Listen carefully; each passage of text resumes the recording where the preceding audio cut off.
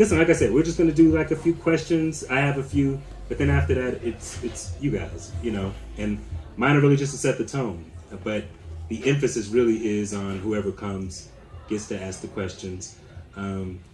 One of the things that I think is significant that I didn't put here that I think we should talk about is how your campaign is financed, how it's the first time. I'll just leave it to you guys. What's different about this than any other previous election for Denver? Yeah, absolutely.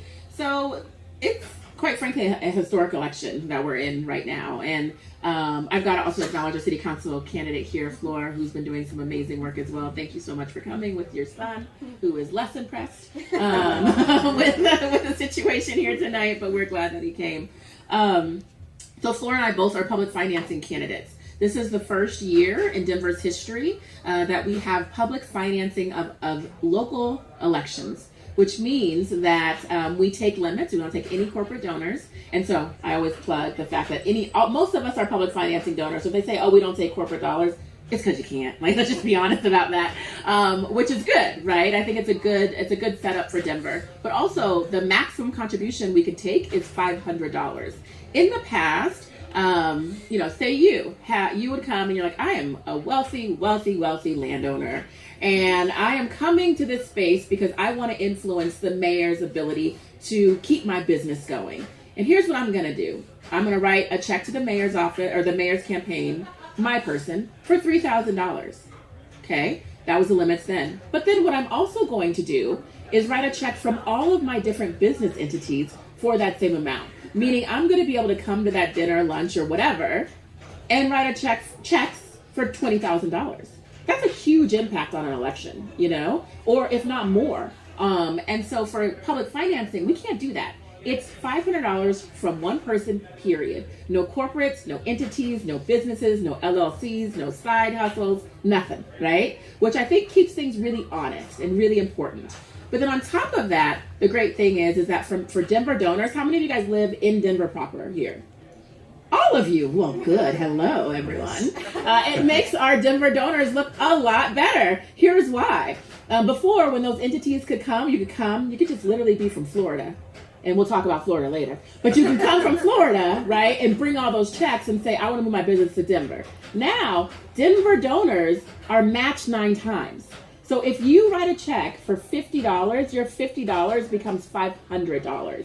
If you max out at $500, your $500 becomes $1,000, okay? And so for public financing, it really makes it more important, makes the Denver voter, in my opinion, more important. And so that's great for my campaign because we are the top public finance getter of any of the mayoral candidates, and there's like 23 of them, okay? Which means we have pulled down the most public financing because we have events like this, right? We have events where we're saying, can you give 10, 15, 20, $50? Because that's going to be matched 9 times. And that's how we are running this campaign and how we're powering it. And so I have to give a shout out to John as well. John did a great event for us. Where in fact we had Puerto Rican Nocturne, a theater event, and folks who bought tickets to Puerto Rican Nocturne were also then giving to the campaign, and then that was matched by Denver donors with public financing. And so we're able to talk to more people in different ways, and in fact it's encouraged with public financing. So that's what makes you all really special folks, not just your vote but also your ability to impact elections. Your vote matters, your one person matters, and Denver people who live and reside in Denver have the most impact on this election cycle. And I think it's going to make for a very different mayor moving forward. So what I like about that, right, is that it makes whatever you can give have a lot more impact, right? Mm-hmm. So that, there's been a high barrier to entry for a lot of people in even local politics. Like you have to be independently wealthy or know people who are independently wealthy. That's right. So at this point, you can give $10, $25, $50, and it actually has some impact. And we can do these kind of events, which I really love. So it makes these events really worth the candidate's time if they're smart enough, right? Worth their time. But then I do have an opponent who's committing to putting $2 million of his own dollars into this race. If you guys watch what happened in LA, Karen Bass's opponent put in $100 million of his own money into the race. And I gotta be honest with you, that ain't gonna be me. I've been doing this work for a long time, and for those of you all who are interested in politics moving forward, especially this young person over here, it doesn't pay. I just want to make sure that you know that. We are not independently wealthy, or we don't get wealthy off of this job, but it is very wealthy in what we can do for communities, The abundance of this job does not come in a paycheck. It comes in the fact that we can actually move communities forward.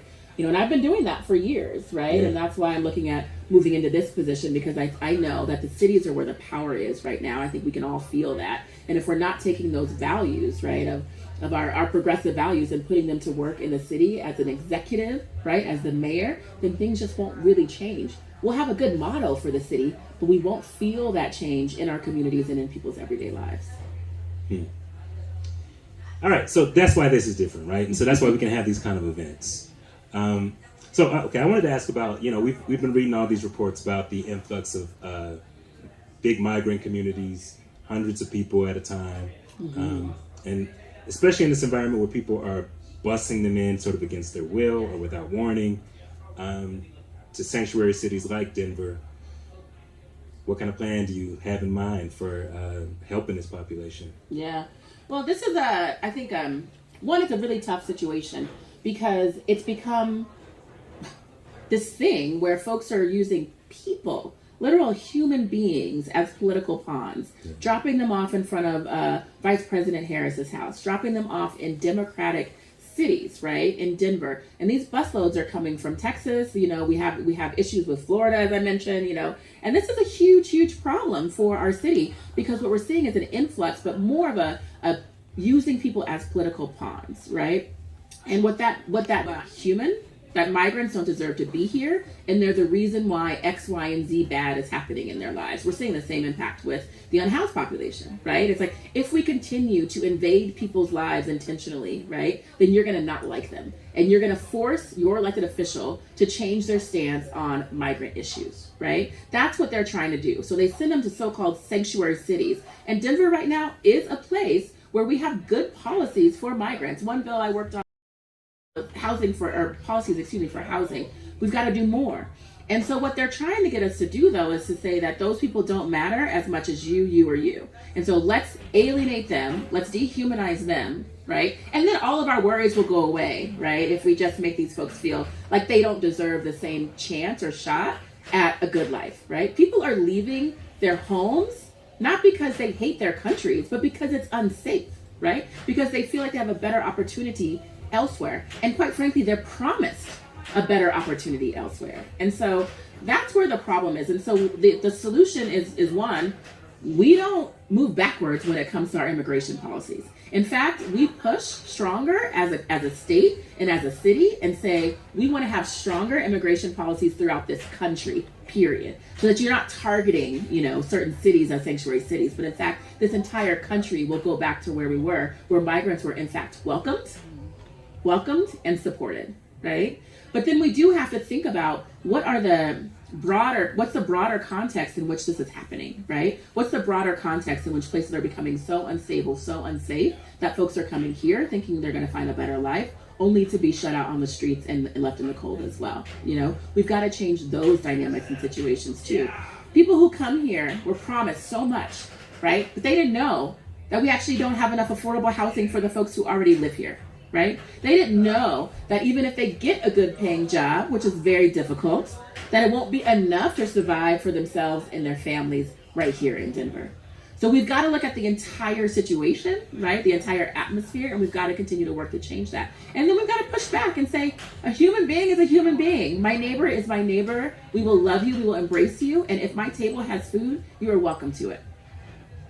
See, that's great. Thank you. And that really brings me to you mentioned the unhoused community. Yeah. And I was thinking about the dehumanization of people who are around us, that they are constantly being used as pawns. In our city, we've seen a lot of cruel sweeps of homeless community and stuff like that. I don't know. What are your thoughts about how to address this if you become mayor? Yeah.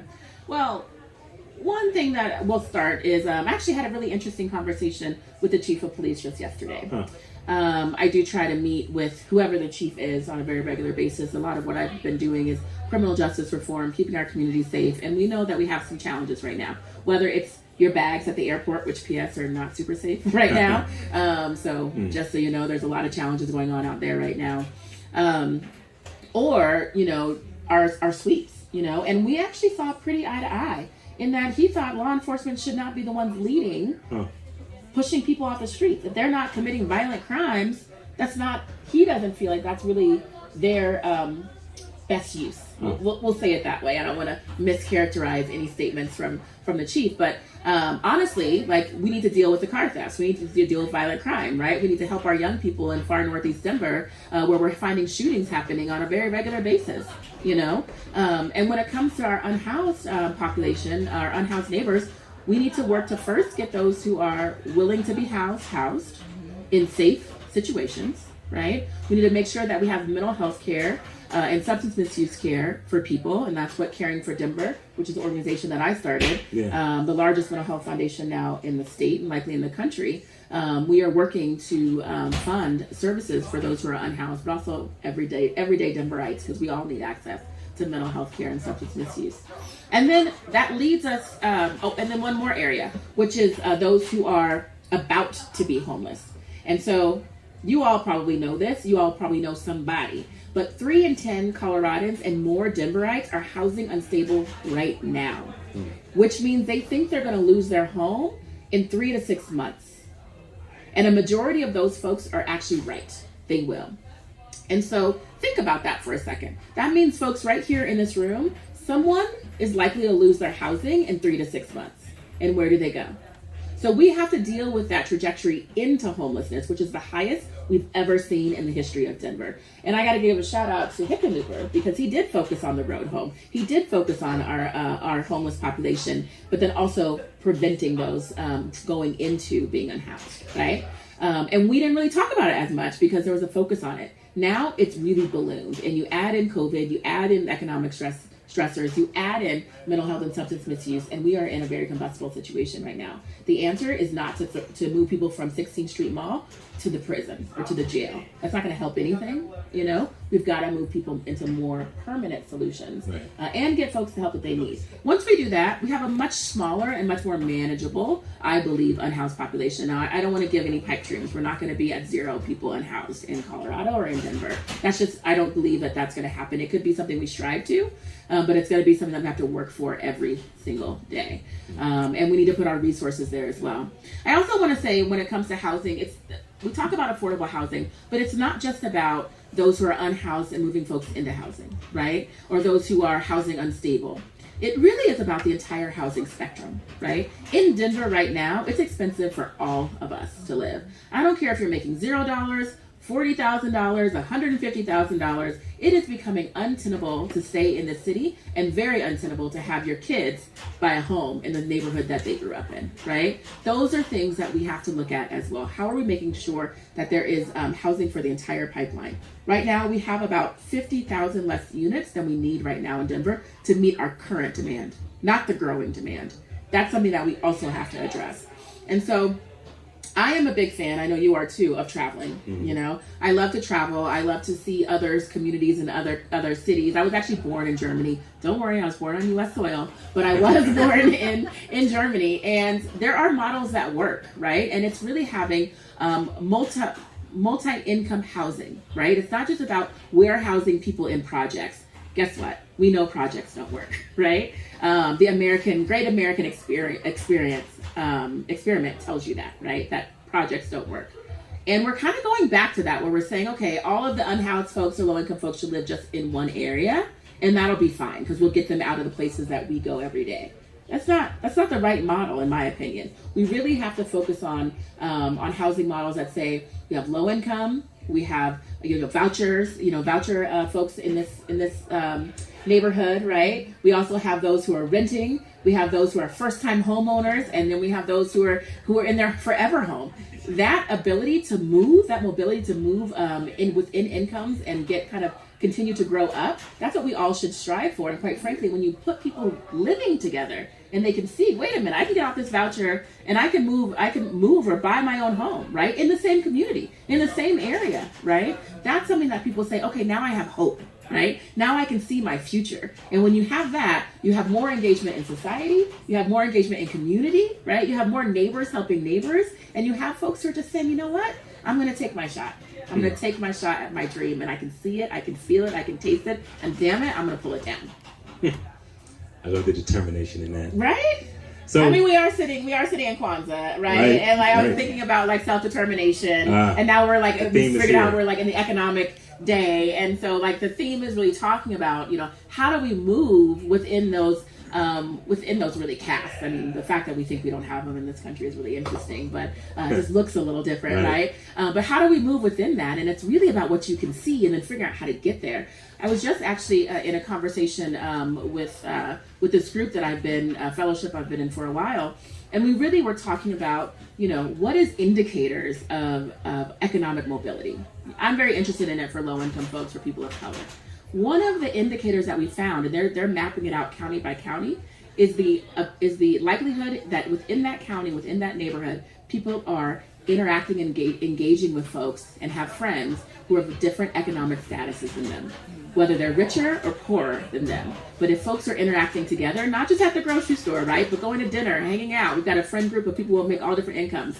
That is the one indicator that makes it more likely that you will move up, that person who is on that, you know, lower level will move up within society. So we've got to make sure we're modeling that again, because right now it doesn't feel like you can get to that next ring. You know, it feels very hard, very inaccessible, and some folks are kind of giving up. Right? We've got to change that, and I think Denver is a place to do that. I think Denver is still an aspirational town. You know, and we've got to go back to that vibe of saying, you know, we can actually be whoever we want here, whether you just moved here or whether you've been here for generations. Denver is a place where you can find those dreams. I mean, that's 100% why I moved here. Really? From the South, yeah. Because when I grew up in Atlanta, it was very oppressive in a lot of ways, just because of Southern tradition. Yeah. And there was a part of Atlanta that I actually used to hang out in called Little Five Points, and it was like the artsy part of town. And I would just, even as a teenager, I would go there and just be like, right? I could be an artist. Right. Yeah. And then when I came to visit Denver, I was like, yo, this is like a giant Little 5 Points, right? So where you're talking about, the idea of Denver as a place where you can be your fullest self, live your dreams, all that stuff, that is definitely my experience at this time. Yeah. And that actually brings me to my next thing. Now, I'll say for you guys, I'm going to do one more question, so you get your questions ready, so we don't have that awkward period where I'm asking, hey, do you have a question? But so, in putting together this event, one of the things I really wanted to do was make it accessible to people who, like in Segment at Mutiny, making it accessible to people who don't have a lot of ideas about political engagement and what it all means. Yeah. You're a state representative right now, and I did not say it in the intro, but first Black queer woman of this Colorado State Legislature. Going for Denver mayor, it seems like that would switch your focus from state to specifically the city in a stronger way. Absolutely. I'd like to hear a little bit more about what that means to you to make that switch and to put your focus into the office of mayor. Yeah.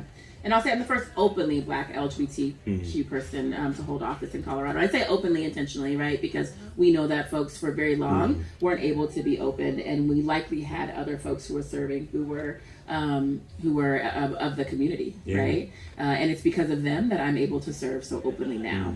And so I have to give credit to them as well. But what I will say is that absolutely my focus is shifting from the state level to the local level. I got into state politics because I wanted to make a difference. You know, I wanted to make a change. And it's interesting because I was actually elected the same night as Donald Trump. And it was, my party was great fun for about an hour and a half, 2 hours, until the night really changed its vibe. I didn't know then that the weight of the states was going to be so important, you know? And when he was in office, when he was in the Oval, we constantly felt under attack, right? Whether it's because we're LGBTQ, whether it's marriage, trans, whether, you know, you're a person of color, you're a Black person from a shithole country, you know what I mean? Like, all of this stuff, the states were the ones who were stepping up and saying, no, we're going to protect you, right? We're going to provide protections for folks. And we are going to fight for justice. And that was the movement that I stepped into, you know, didn't know that was what I was going to be doing, but that was my role. And I will say that it was extremely empowering. I also chair the Black Caucus, and to see the changes that we've been able to make in Colorado, I'm very proud of. I'm very proud of the Democratic Caucus. I'm very proud of the work that we've been doing. In fact, I was proud to have passed the first and only comprehensive police accountability bill in the nation in direct response to the community and people who wanted change on the streets, not just the streets of Denver, thank you, not just the streets of Denver, but the streets of Grand Junction and Aspen and Colorado Springs. Across the state, people were saying, we want justice, and we were able to deliver that in Colorado.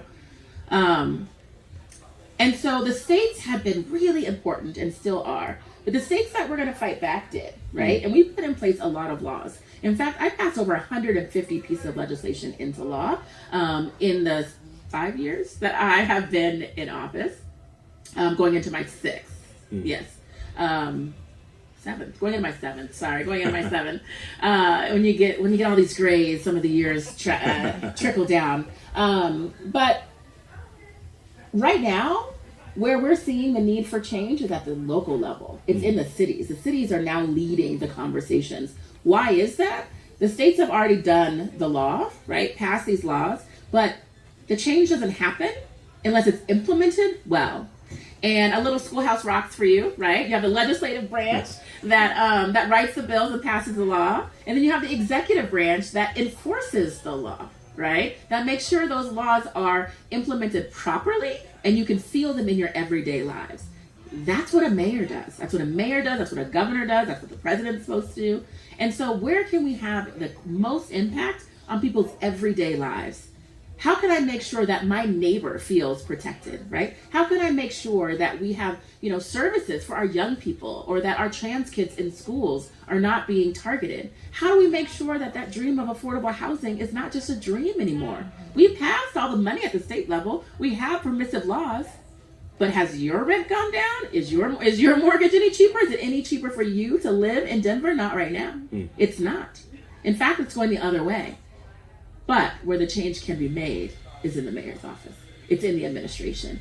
And if we just focus on getting the job done, I know that we can have a different reality for those in Denver. And so when I think about what I want to do to be effective, right? A lot of things I wanted to do were at the state level. And I've quite frankly done that. I'm really proud of that work. And now as I think about what I want to do moving forward, kind of bigger thinking, right? Like how are we really impacting communities and some of these bigger issues? It's at the local level. And so, I look forward to taking those ideas and implementing them. And I will say that I do have experience in doing that because I was in the executive branch in the Ritter administration. So I was in the governor's office years before and implemented policy, right? Implemented these big ideas, and we saw changes. This was back when we had, we were under the Obama years, right? And we were doing all these hope communities, and we were talking about revitalizing all these different places. We were able to do a lot of that, but a place that we had on the agenda was 5 Points, and it's not done. There's so much more we need to do in 5 Points, right? And if we think about that, you think, well, but also what's happening down in Westwood? What's happening on Broadway? All these businesses are starting to close, right? We see kind of going backwards into kind of a getting away from our neighborhoods, right? And our small businesses. We've got to change that. And again, even though we pass the laws at the state level, we don't feel that every day. And it takes someone like you to come in and save a Mutiny Cafe on your own, as opposed to the executive branch, the mayor's office saying, you are an institution, Mutiny, right? We are going to figure out a way to keep your doors open because you have been an open door for so many people. And that's happening across the city and so many of our historic businesses. We've got to work on that. That change, that work, it happens at the local level. Hey, thanks for coming. Hey. Okay, so we're going to get into these questions, right? And as a reminder, try to distill it down to one sentence. I'm going to repeat it for people who are watching the stream. And I'm telling you that too, because if you start answering before I repeat it, people always forget when I moderate things. That's fair. All right. Who has a question?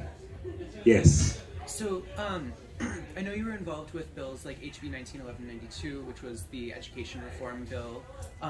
What other plans do you have for education reform in Denver? Yeah. So you were involved with education reform bills. What other plans do you have for education reform in Denver? Thank you. Well, the fact that you're spouting out bill numbers makes me very intimidated because clearly you have done your research. And that's important, right? Because folks are disengaging from politics, especially our young people, but we know that that's where change is made. And so I answer this question in two ways. One, a lot of folks think that the mayor's office doesn't have any control over our schools because we have a school board. That's wrong, just to be clear. That's wrong. The power of the mayor is very important when it comes to our schools, but having strong schools is also very important when it comes to having a strong city. If we don't have strong schools, people are not going to move here. So I serve on the school finance committee.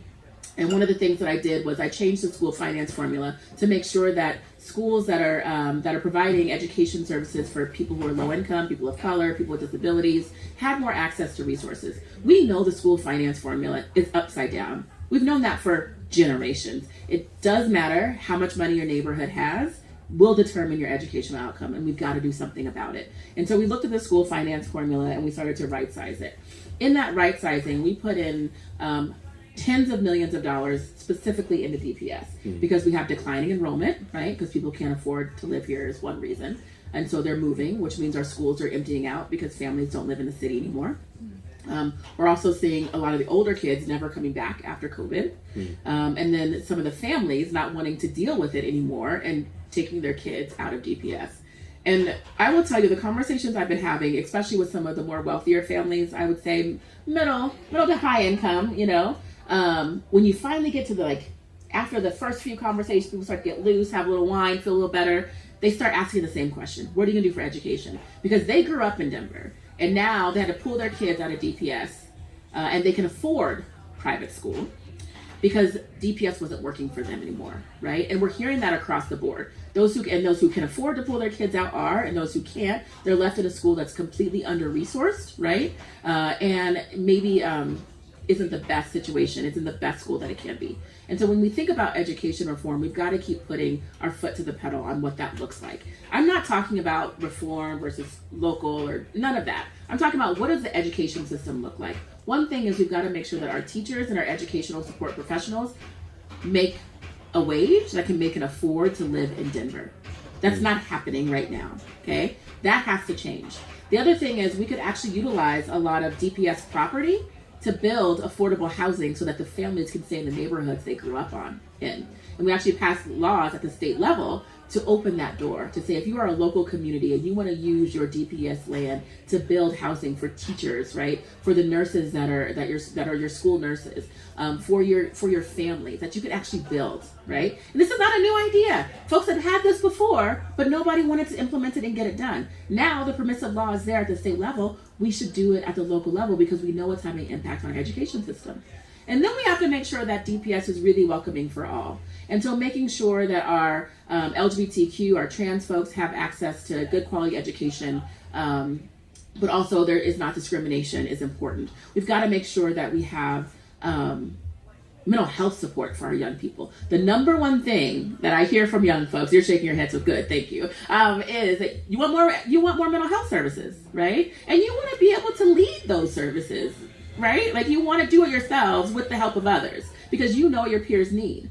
And so one thing that I've done outside of the legislature and outside of kind of an official role, when I passed Caring for Denver, is we've actually created a pot of money. About a quarter of our dollars right now go to youth-led and youth-focused mental health projects.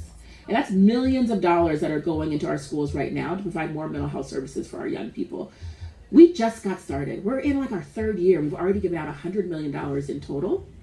We're going to change the mental health and substance misuse, the entire infrastructure for that through Caring for Denver. I know we will. And so when I think about questions about how we're going to change DPS, it's about a partnership, you know? Right now we're funding one of my favorite projects is Make a Chess Move, where young people are playing chess, learning how to play chess, and they're doing it with a mental health professional. Right? Yeah. So it's like this easy, low barrier way to talk about what's going on in your everyday lives. And young people are leading and asking for these types of programs. We can fund those. We can do that, right? And we should, and we need to do a lot more of it in partnership with DPS. And then we have the whole issue with the school board and superintendent. And I don't know if it doesn't matter to me if you like or dislike the current superintendent. It doesn't matter to me if you like or dislike the current school board.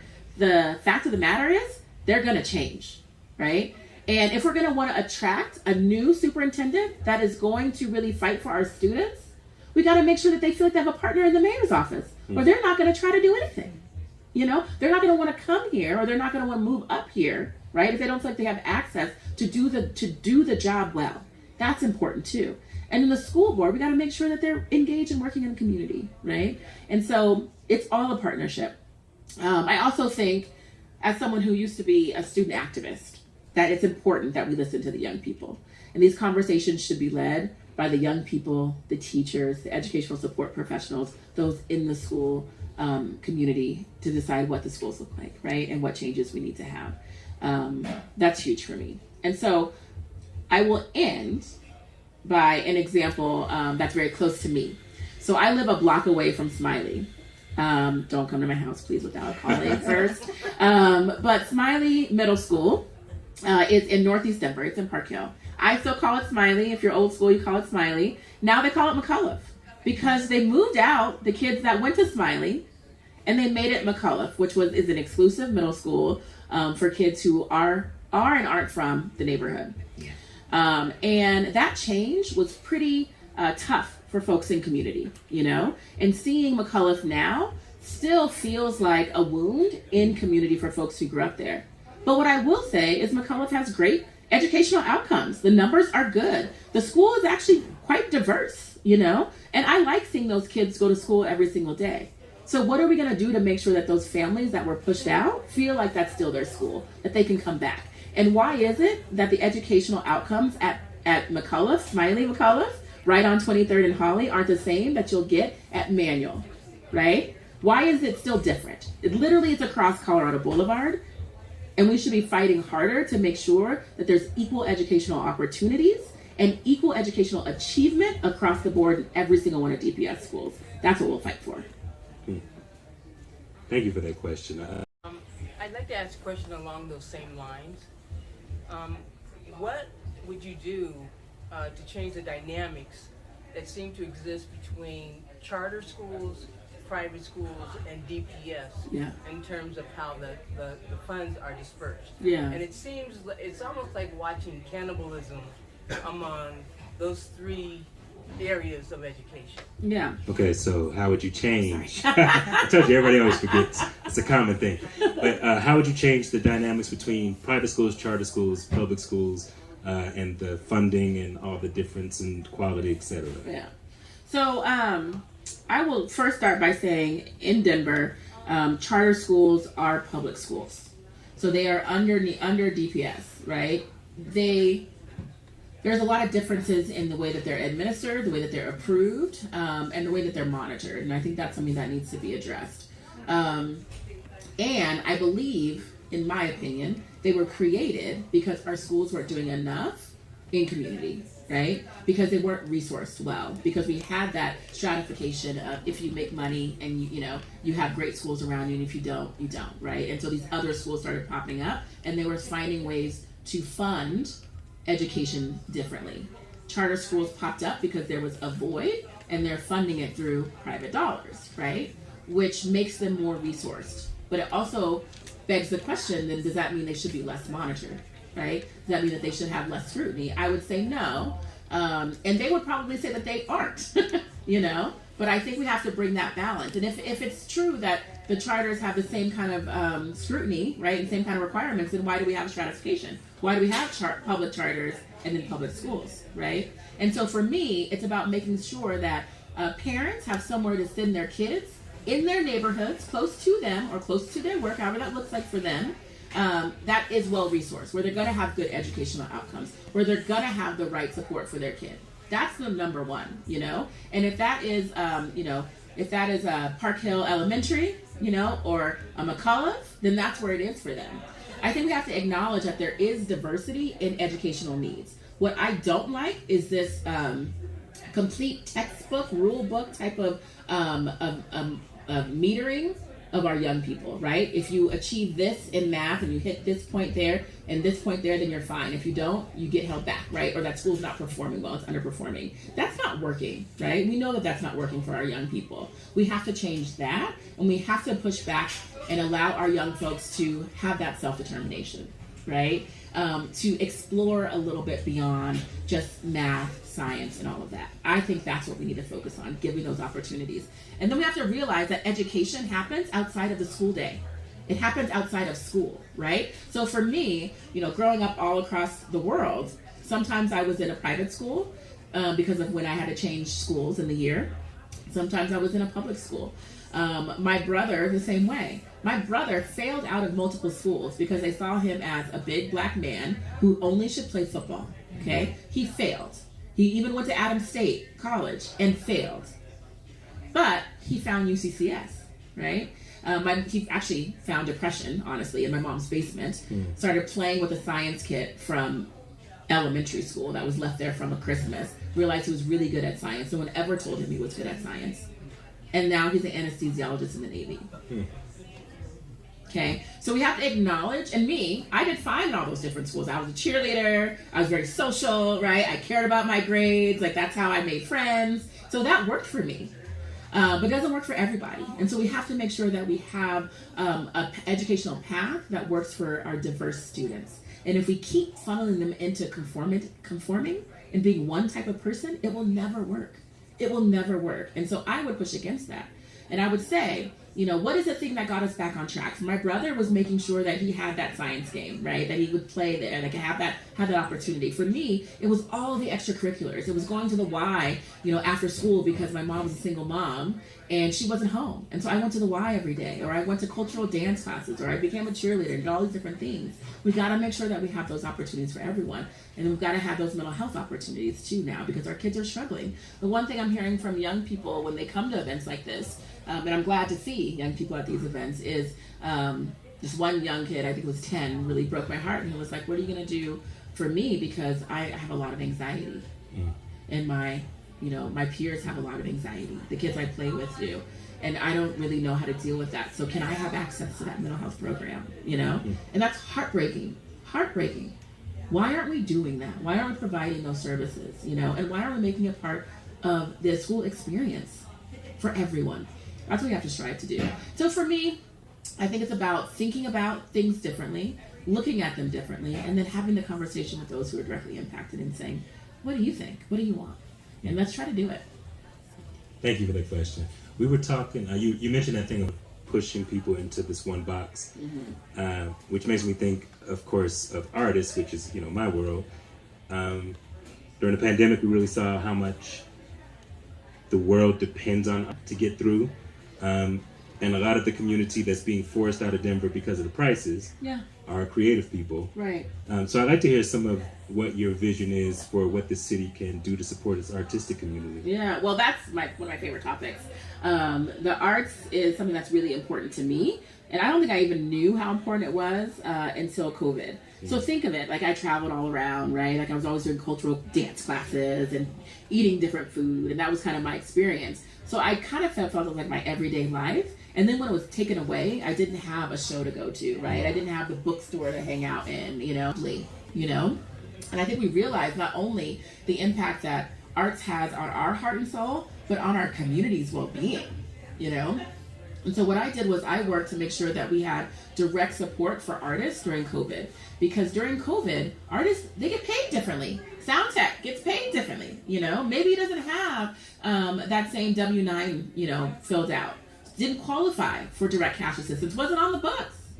So how are they going to continue to make ends meet? Maybe they worked as a barista during the day, but a third of their income came from gigging at night. That was gone. That was taken from folks.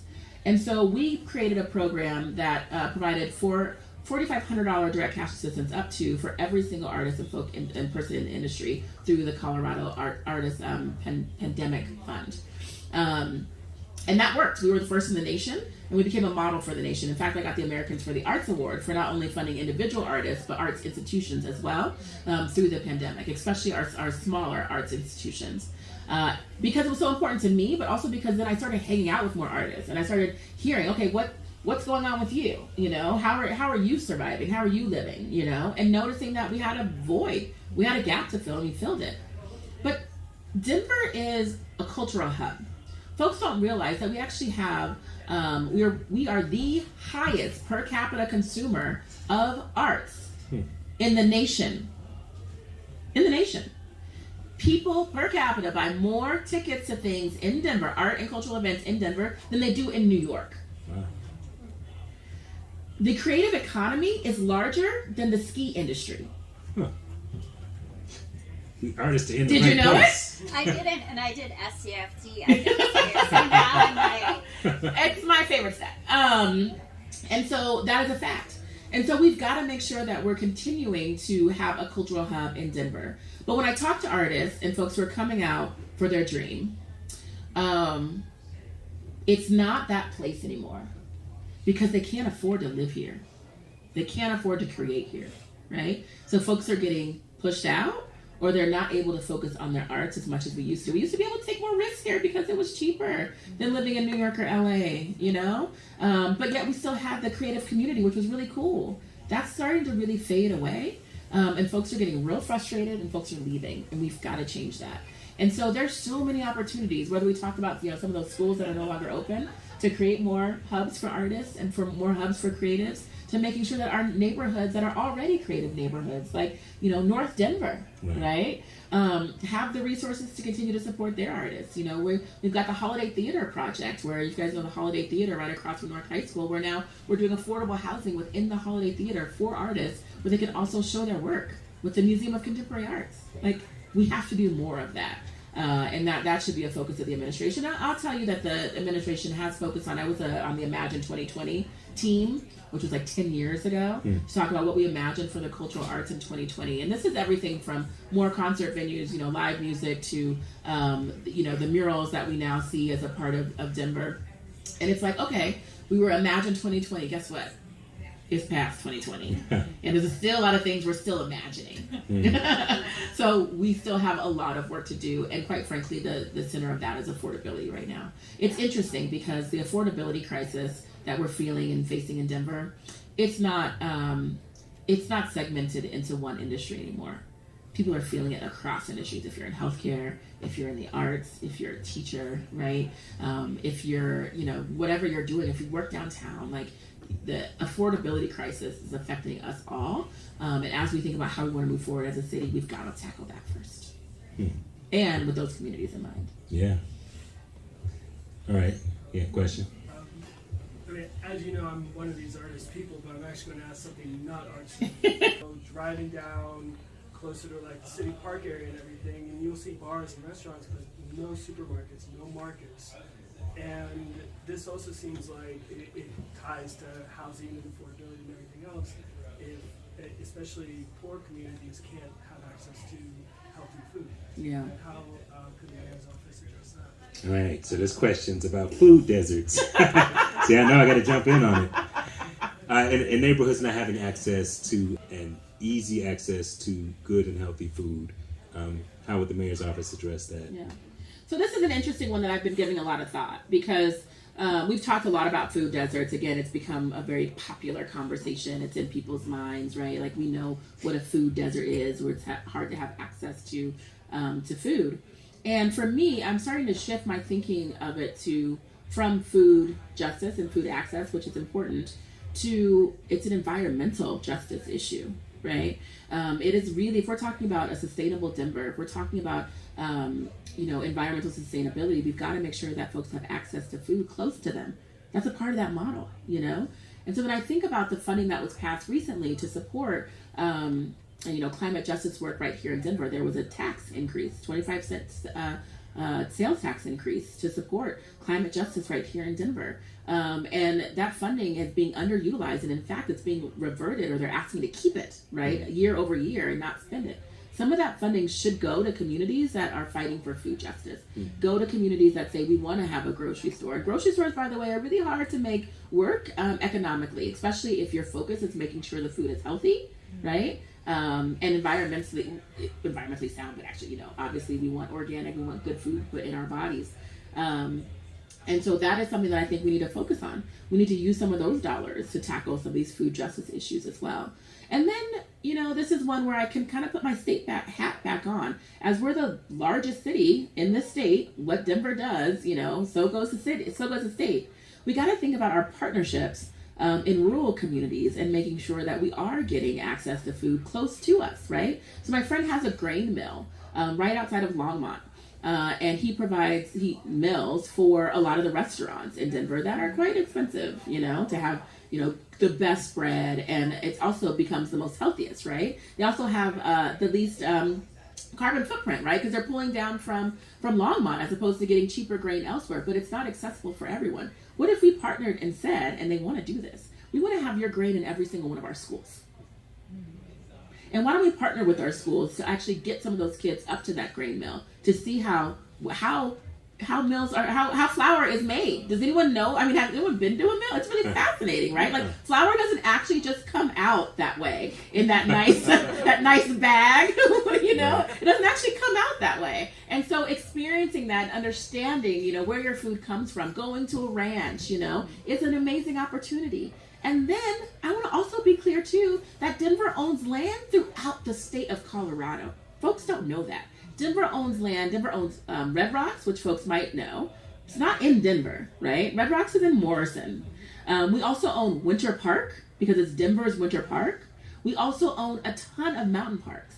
And so there's actually a lot of land that Denver owns that we can think about utilizing for food justice in some ways, right? Where we can think about that, that young kid at East that has a group that they actually want to start doing and making sure that they're making their food, right? And then they have a dream to say, I'm going to open a co-op out here and I'm going to be able to utilize the economic opportunities that exist in Denver to sell my product, right? These are things that we can do here in Colorado. And in fact, there's some folks who are doing it down in Atlanta right now, which is really interesting to see. And then partnering with folks in Georgia. And they're Black farmers. Nice. They're Black farmers.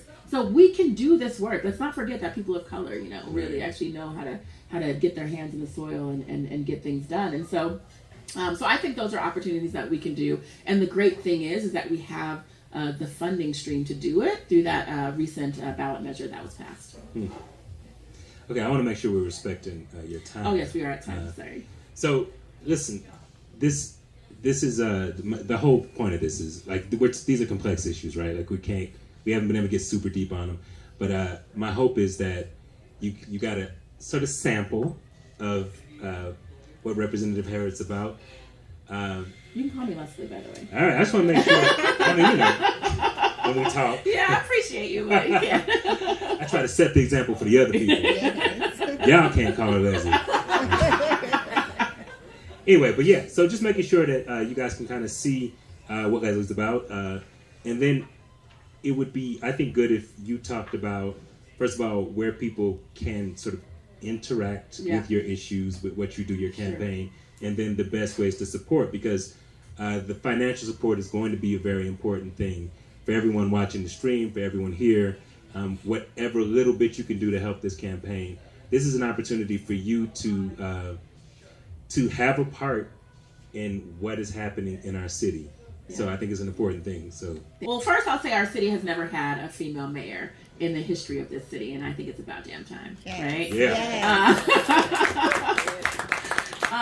And so I'm running to be that, right? And it is an historic election because we are literally facing some of the biggest issues Denver has ever faced. We will continue to grow, and we're going to determine how it grows and what that growth looks like. We are at a pivotal point in our city's legacy, right? It's important that we think about and think hard about who we want to be our next mayor. And so if and when you choose to support my campaign, here's what you can do.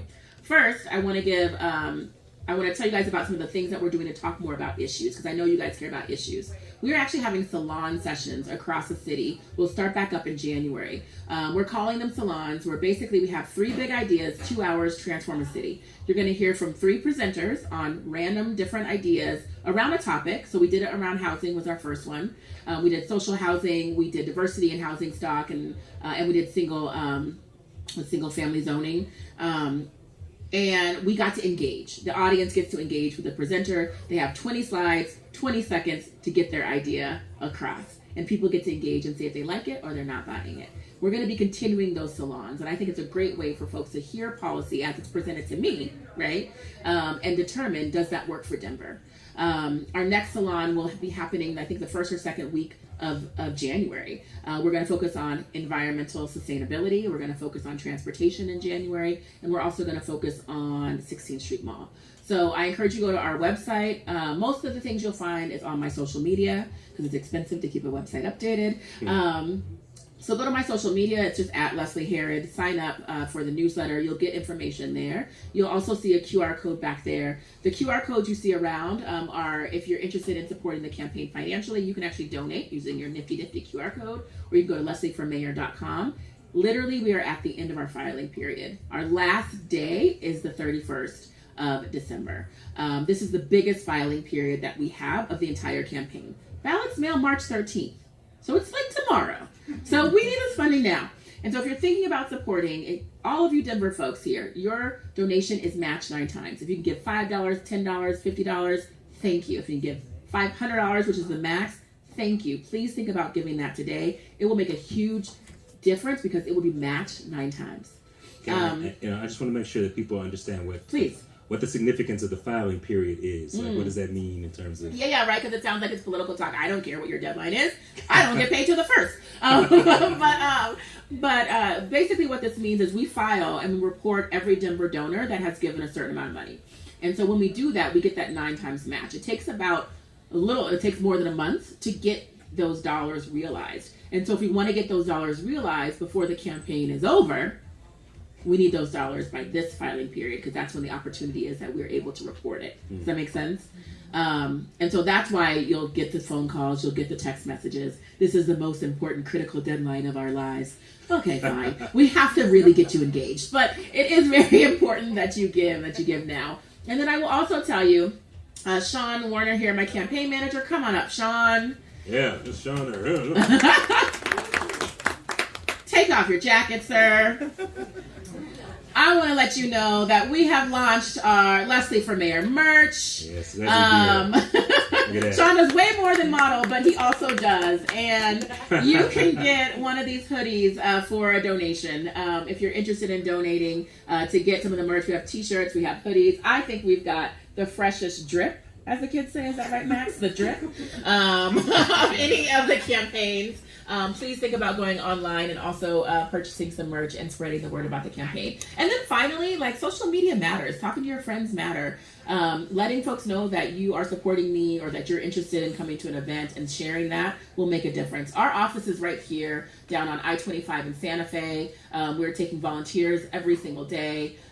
We have a group called the Garage Club where you actually earn points for every hour that you volunteer for the campaign, and you get access to swag or to whatever. And we're going to have like exclusive parties because the arts are super supportive, and so we'll have parties, we'll have music, all at the campaign office. This is a community. It's a community effort. We need everyone on board. We also want to make sure you have fun. So sign up and we'll keep you involved in those opportunities. So thanks. Yeah. So listen, if you guys want to engage more, please. I think I'm not super tech savvy when it comes to the live thing, but if I'm able to download it, I'll put it on my site. My site is R. Allen Wrights with a W, Wrights, ALAN, 4 letters more better. People try to throw extra L's and E's into my stuff. It's true. Right. It's true. I want to thank you all for being here. Can we please give Leslie a round of applause? And thank you guys. Thank you guys for your good questions. I think we'll be hanging around for a little bit more, but we're going to officially end the stream, and we're here. Thank you guys. And thank you, and thank you, Mutiny. Yes. And glad you're still here.